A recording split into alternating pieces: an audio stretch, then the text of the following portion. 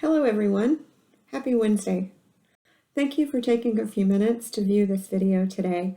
This is the first of several that we'll be sharing in the coming weeks as we journey through this season of Lent together.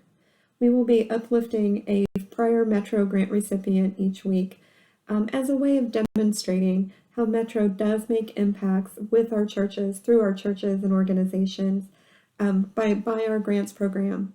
This week I'll be sharing about a program that kind of has a little bit of our plans versus God's plans in it, or at least the story does.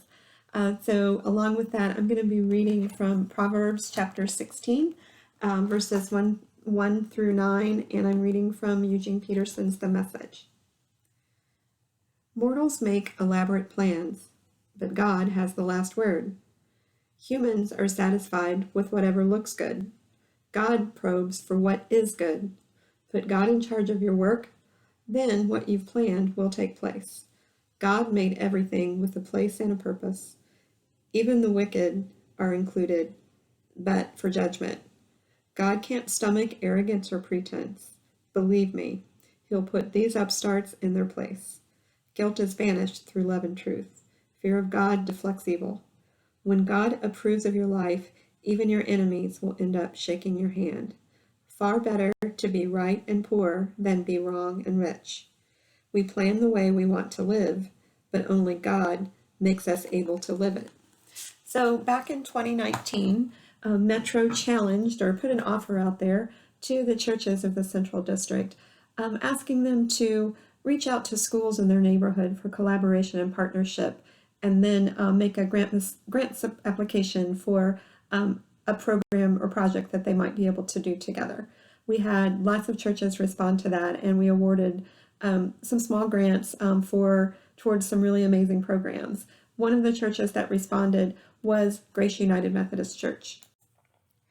When Beth Stolbauer, outreach coordinator for Grace, heard about the opportunity, she reached out to the school administrators of Webb Elementary, a school that's located literally in the church's backyard.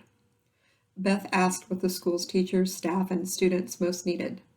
Several ideas were considered and discussed, including a possible gratitude event for teachers and staff, or purchasing clothing for the school nurse to disperse as needed, or facilitating a learning event around supporting children and families who had experienced trauma.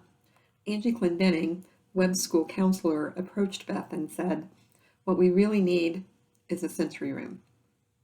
The school had been talking about designing a sensory room for several years, a space where children could go to be provided a calming environment when anxiety, emotions, and stress resulted in outbursts in the classroom. There just never seemed to be funding in the budget, though, to purchase the appropriate furnishings. Beth saw the school collaboration grant an invitation as the perfect opportunity to help meet this need. The administration, staff, and teachers put together a list of items to use in the sensory room.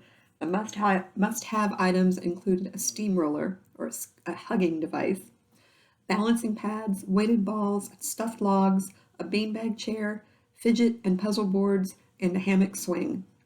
With Metro's grant and matching funds from Grace UMC, room design began at the beginning of 2020. But soon, the design work came to an abrupt halt because of the pandemic. The project had to be abandoned when schools closed for in-person attendance. The staff and administration didn't give up on the sensory room concept, and as soon as they were able, worked to prepare the room for kids once it was deemed safe to utilize the room. Fluorescent lights were covered with coverings that looked like the trees outside. This was to combat overstimulation that fluorescent lighting can cause or exacerbate, and the room was ready for use in 2021.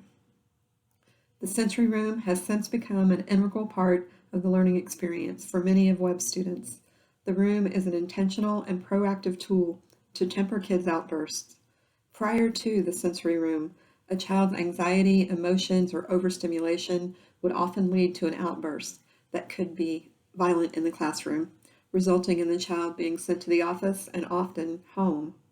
Now, if a child is beginning to present signs of an oncoming outburst, the child spends 7 to 10 minutes in the sensory room with a trained staff member, going through the various tools designed to provide a safe release of emotion and energy, and the Wiggles, and providing a time to calm, and devices to help restore the child's ability to focus. After a few minutes, the child is able to return to the classroom.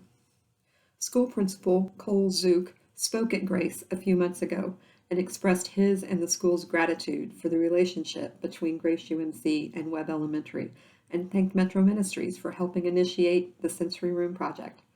Cole shared that the room is not only a benefit to the children who need it in the moment, but provides opportunities for all the students to learn to self-regulate their emotions.